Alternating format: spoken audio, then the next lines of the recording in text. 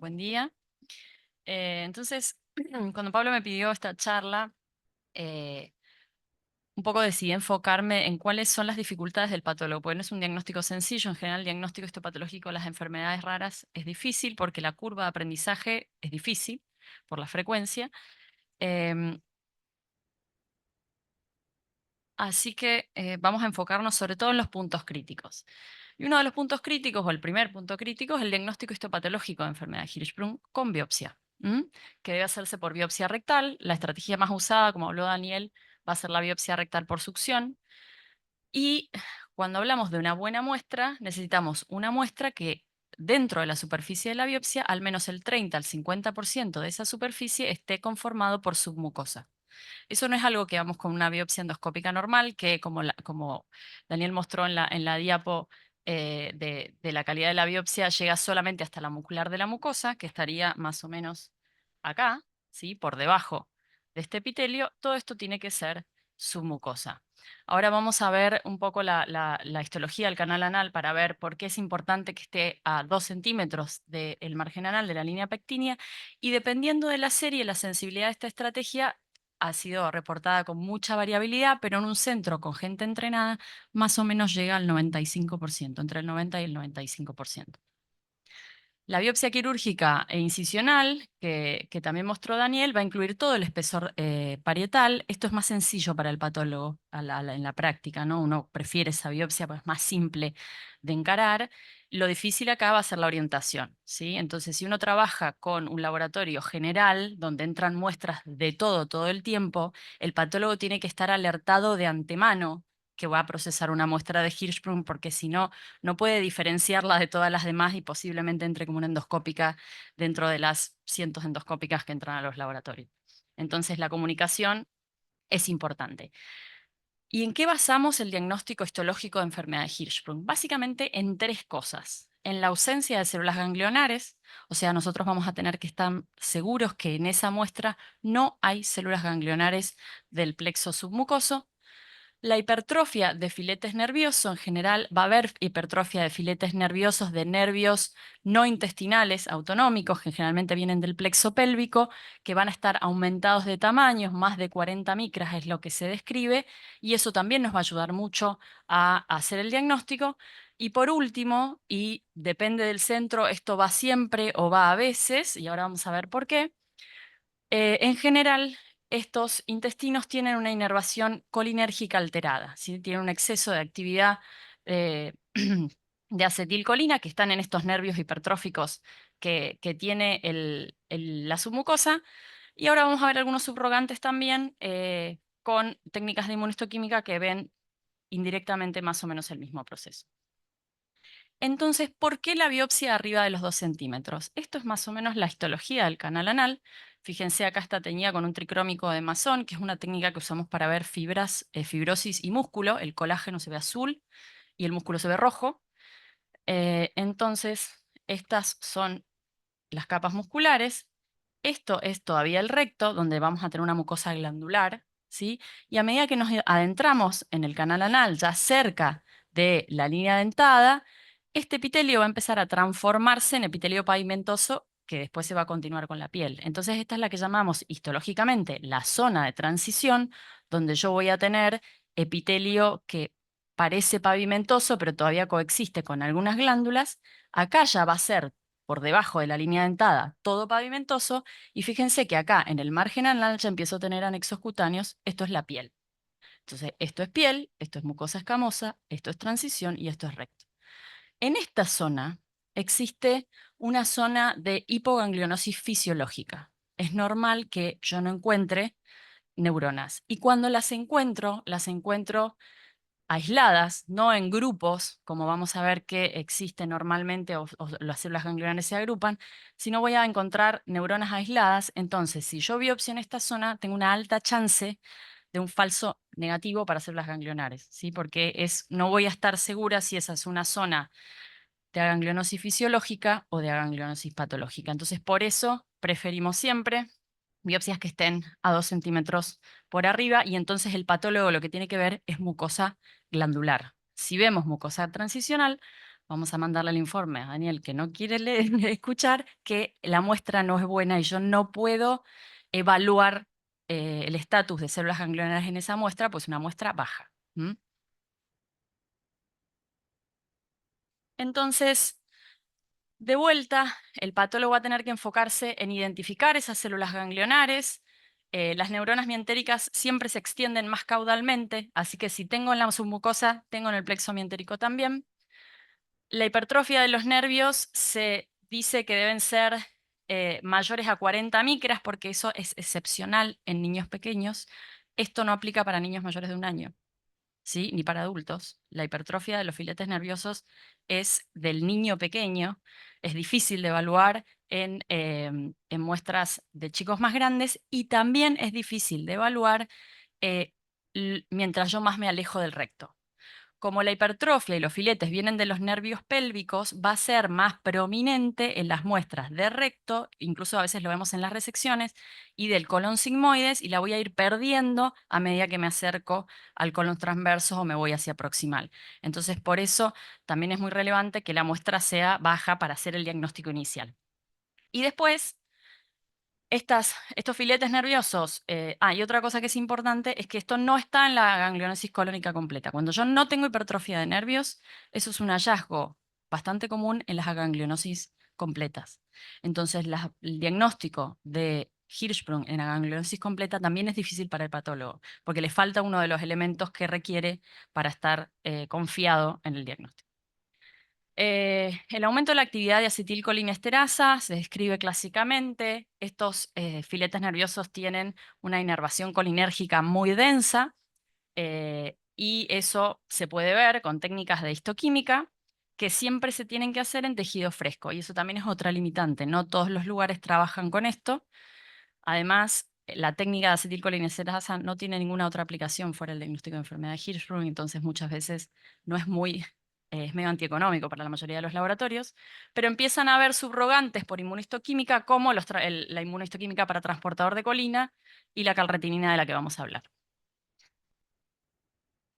Entonces así es como nosotros vemos una biopsia. Fíjense que acá se ve mucosa glandular, ¿sí? Esto entonces es una buena toma, tiene una buena superficie de la biopsia, está conformada por su mucosa, así que es una muestra evaluable de entrada. Y acá vamos a intentar encontrar estas pequeñas cositas de acá, que son estas cositas de acá, que, créanme, son células ganglionares. La célula ganglionar tiene un aspecto muy particular que cuando uno se entrena es muy fácil de ver, uno le llaman la atención. Tiene un citoplasma que llamamos metacromático, que significa que es un poco más violeta que los demás citoplasmas, tiene un núcleo grande, excéntrico, con un nucleolo, es muy característica. El patólogo pediátrica, aparte, está entrenado en el neuroblastoma, tiene células ganglionares que se parecen mucho, en la morfología tiene bastante entrenamiento como para encontrarlas. Entonces acá están. La hipertrofia de filetes, acá la vemos en una biopsia por succión, ¿sí? Son muy prominentes cuando hay mucho filete, eso tiene que alertar al patólogo de que puede ser una enfermedad de Hirschsprung. Acá se ve mucho mejor porque es una pieza de resección, entonces es más fácil de ver. Ahí, no pasa. Ahí, ahí va. Ahí están. Eh, ahí está. ¿Qué pasa con las técnicas auxiliares? Y esto es un debate. Hay lugares donde se hacen por default siempre, hay lugares donde se hacen solo ante biopsias dudosas. Nosotros lo hacemos solo ante biopsias dudosas, pero eso es una cuestión como de gustos y de dinámica del laboratorio y de estructura del laboratorio. Las técnicas auxiliares que se pueden utilizar son, como dijimos, la acetilcolinesterasa, que se debe hacer en tejido fresco, eh, y se basa en una reacción química que permite evidenciar con color las áreas con mucha actividad de esta enzima, y entonces los casos de aganglionosis, yo voy a tener una actividad de colinesterasa aumentada y la voy a ver acá, ¿sí? Voy a ver marrón eh, en un colon agangliónico, mientras que en un colon normal yo no voy a tener ninguna reacción. Un subrogante de esta técnica que de alguna manera evalúa los mismos nervios con actividad incrementada de acetilcolinesterasa, es la inmunohistoquímica para transportador de colina. Yo nunca la usé, pero en principio tendría el mismo patrón de tinción que la acetilcolinesterasa y tiene la ventaja de poder hacerse en tejido parafinado. En la práctica, los que la han usado dicen que es un inmuno difícil de evaluar, tiene como mucha maña técnica y a veces da resultados que son un poco confusos. Todo siempre es más difícil en el mundo real. Y una técnica que se ha popularizado bastante por su practicidad y la facilidad para ponerla a punto es la inmunohistoquímica para calretinina. La calretinina es un antígeno que expresan las células neuronales del sistema nervioso entérico. Entonces van a colorear los cuerpos neuronales y las fibras nerviosas de las neuronas intestinales. Además es un anticuerpo que tiene muchas otras utilidades, es un muy buen marcador de tumores de los cordones sexuales, de mesotelio, entonces los laboratorios suelen tener este anticuerpo en su pool de anticuerpos, tiene otras aplicaciones, entonces es fácil de conseguir. Y entonces uno lo puede usar como para confirmar, en este caso, una célula normal va a tener estas neuronitas que van a teñir en marrón, que es la coloración que usamos en general, marrón o rojo, y en un agangliónico solamente va a marcar los filetes y los mastocitos. Eso es como una especie de control interno que tiene. Eh, de vuelta, a veces es fácil la interpretación, a veces es más difícil. La verdad que en la experiencia, al menos personal, a mí me sirve más para confirmar una muy fuerte sospecha, pero no suele cambiar mi decisión de informe, ¿no? Me ayuda como a decorar, si se quiere, en algún caso dudoso, ahora vamos a ver uno, pero no pongo un diagnóstico por el resultado de la calretinina. Y hablando con colegas, ayer hablaba con una amiga de Garrahan, es un poco lo mismo, ¿no?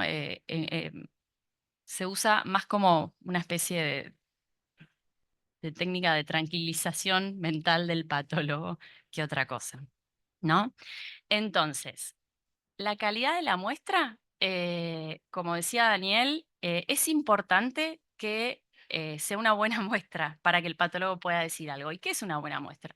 Una buena muestra es una muestra que tenga de 2 a 3 milímetros de diámetro mayor, por lo menos, que tenga una superficie eh, de su mucosa de idealmente del 50%, yo con más del 30% las informo, y tenemos que hacer, y esto es importante, eh, entre 50 y 75 cortes. O sea, ese fragmento hay que cortarlo seriado casi hasta desgastarlo completamente. ¿Por qué? Porque esa es la única manera de que yo tengo una mayor certeza de, em, del diagnóstico. ¿Por qué? Porque estoy haciendo un diagnóstico por la negativa. Entonces tengo que estar segura. ¿M? Entonces, este es un caso clínico de biopsia por succión para un patólogo. Son 75 niveles de histología, o sea, ese fragmento se corta completo. Por eso es importante que en la solicitud de anatomía patológica digan que ustedes están sospechando enfermedad de Hirschsprung y que eso es una biopsia por succión, para que todo digamos, el patólogo va a llegar a la instancia final, pero en la mayoría de los laboratorios la descripción macroscópica, el procesamiento lo hacen técnicos. Técnicos que tienen protocolos diferentes para cada muestra. Entonces nosotros recibimos cerca de 300 solicitudes por día.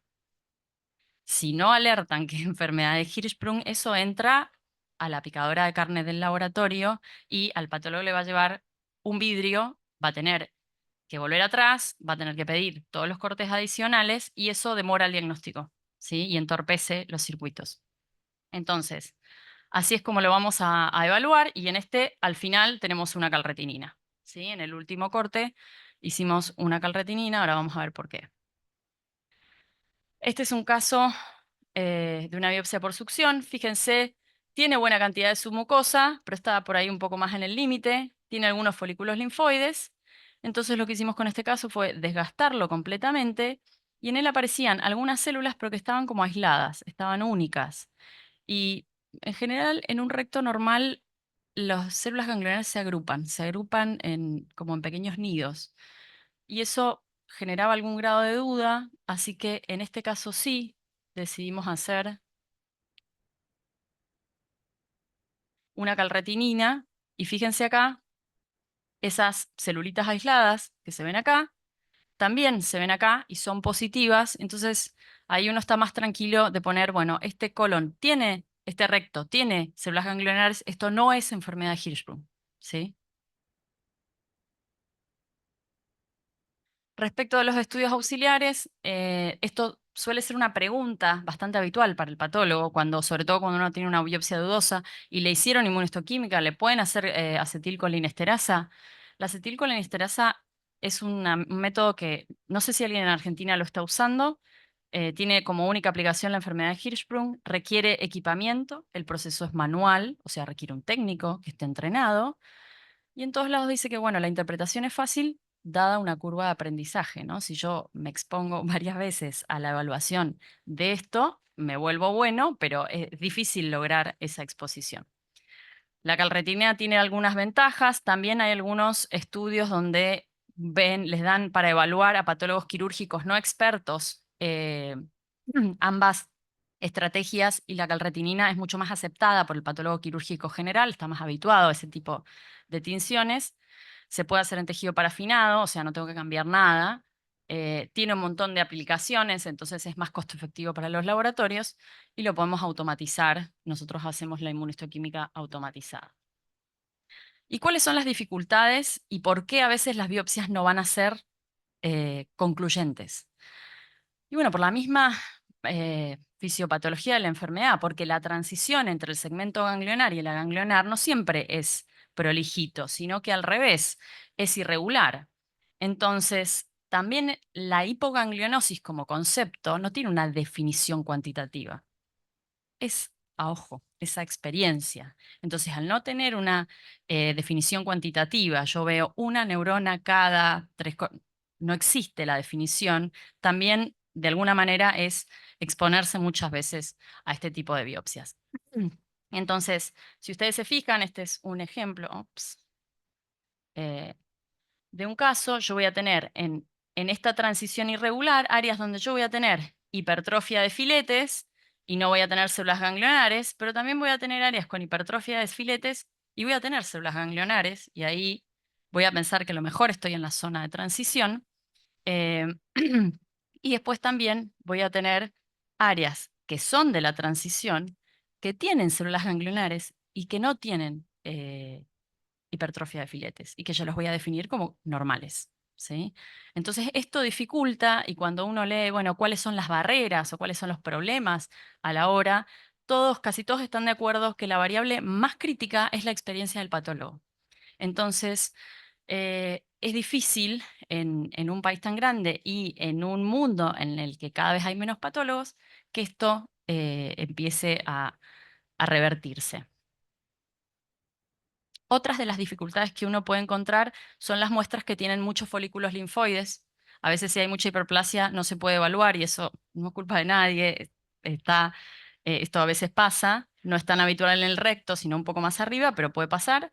La mala orientación de una muestra, esto también a veces le ocurre a los laboratorios que trabajan con muchas muestras, donde está mal orientada y la mayor parte de la superficie es glandular, porque está puesta, en vez de estar expuesta toda la submucosa, está incluida de esta manera.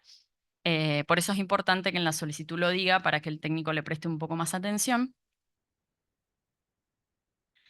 Y el otro gran capítulo muy difícil para el patólogo es la evaluación intraoperatoria.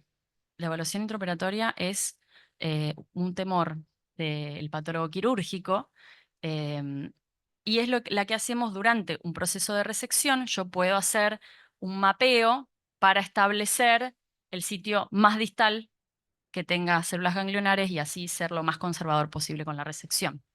Entonces, en otros lugares también, en algunos lugares se congela el margen proximal completo, ¿sí? Con la pieza de resección en la mano, esa es otra estrategia. La que más usamos nosotros es esta, donde se va a tomar una biopsia, esa biopsia va a incluir ambas capas musculares, entonces yo lo que voy a buscar acá es el plexo mientérico, a diferencia de la biopsia por succión donde yo estoy buscando el submucoso. Entonces acá voy a tener una biopsia que toma la forma de una C, que el patólogo que está tiene que estar habituado a orientarlas, y voy a buscar estas celulitas que son grupitos de células ganglionares. ¿Cuáles son las dificultades de este tipo de approach? Es que requiere un equipamiento. No, la mayoría de los sanatorios en la Argentina trabajan solo con citología para la evaluación intraoperatoria. Es decir, raspan el tejido, lo extienden sobre un vidrio y ven las células que se descaman. Para hacer una biopsia por congelación se requiere un equipo especial, que es el criostato, que lo que hace es congelar tejido a menos 20 grados rápidamente, ¿sí? Eso muchas veces no está disponible, no debería congelarse ninguna mapeo intestinal sin equipamiento de este tipo. Requiere personal entrenado para cortar y para evaluar, e incluso así la tasa de discordancia entre la evaluación intraoperatoria y el diagnóstico definitivo puede llegar hasta el 11% en centros de referencia. Muchas veces el patólogo que está en el quirófano es un patólogo general. Por ejemplo, en este hospital, nosotros todos nos vamos turnando en quirófano y nos toca lo que nos toca. No hay una congelación para cada especialista y yo solo voy a pediatría y a tórax y el que hace gastro va solo a gastro. Todos vamos al quirófano y tenemos y la mayoría de los centros es así, incluso en hospitales de referencia. Entonces, em, este tipo de muestras puede ser que no sea lo más habitual para los equipos quirúrgicos. Esto es lo que nosotros hacemos. La muestra del mapeo adopta como una forma de C, así hay que orientarla, y se hacen cortes seriados con ese equipo, con el criostato. Nosotros los coloreamos con hematoxilina floxina, pero se puede usar toluidina también. Y vamos a ver acá las capas musculares, longitudinal y circular, y en el medio voy a ir a buscar o la hipertrofia de filete sin células ganglionares o las células ganglionares que se van a ver un poco como más violetas acá. Tiki, créanme, están ahí. Pero bueno, esto suele ser una situación bastante estresante en en el quirófano. Y por último, las piezas de resección. Lo más importante de la pieza de resección para el patólogo es el margen proximal. Ahí es donde, o sea, si no tienen nada, pues yo siempre digo, si no tienen nada para concentrar, concéntrense en el margen proximal. Evalúenlo bien y estén seguros que eso no es zona de transición, sino que es una zona eugangliónica, si se quiere. Hay muchas formas de entrarlo. Nosotros separamos ambos márgenes y los entramos por separado y después hacemos como un strip longitudinal que nos permite como evaluar todo el colon y entonces de esa manera medir la longitud. Hay algunos que los cortan como en fetitas, eso va medio como a gusto de cada uno, pero es un procesamiento muy exhaustivo, entonces uno da muchos tacos. Dar muchos tacos para una pieza quirúrgica no es lo más costo efectivo para el laboratorio. Entonces, uno a veces tiene que equilibrar entre la rigurosidad y la realidad, y eso también es un desafío. Entonces, como conclusiones, lo más importante es que el diagnóstico histopatológico debe hacerse mediante biopsia rectal, debe hacerse en diferido. No se puede pedir evaluación intraoperatoria para diagnóstico inicial de enfermedad de Hirschsprung. Eso es algo que no debe hacerse porque tiene baja sensibilidad y mucha chance de error. Así que debe hacerse por biopsia, por succión o quirúrgica, pero en diferido. Requiere cierto entrenamiento, requiere rigurosidad técnica. Los técnicos tienen que saber seriar, tienen que estar entrenados para hacer eso. Hay falta de técnicos en Argentina. En muchos lugares eh, es difícil conseguirlos o incluso los patólogos asumen el rol técnico ante la falta de recurso humano. Las instancias más desafiantes para el patólogo, las más difíciles, van a ser el diagnóstico inicial, el mapeo intestinal en el quirófano y la evaluación del margen proximal de la pieza quirúrgica. Ay, oh, bueno, ahí está. ¿Y cuáles son las barreras en Argentina? Y muchas veces lo mismo pasa en el resto de Latinoamérica. Es que hay pocos patólogos pediátricos, hay pocos lugares especializados fuera de los hospitales pediátricos. Siempre lograr hacer una curva de aprendizaje en enfermedades raras, sea la que sea, es difícil. ¿M? Es difícil. Em, la exhaustividad que requiere el estudio no está contemplado por un sistema de cobro. O sea, el patólogo pierde plata a la hora de procesar una enfermedad de Hirschsprung y la cobra como una biopsia intestinal normal, como una biopsia endoscópica, ¿sí? No es que hay un concepto especial en el nomenclador para este tipo. Entonces, eso tampoco colabora demasiado, requiere buena calidad de procesamiento. Es difícil conseguir buena calidad de procesamiento porque la buena calidad de procesamiento es cara.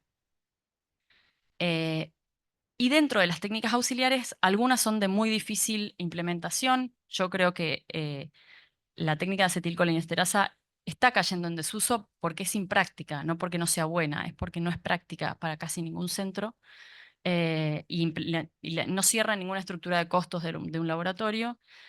Las interconsultas a lugares de referencia existen en Argentina, hay centros que aceptan estas muestras y está buenísimo, realmente es muy valioso.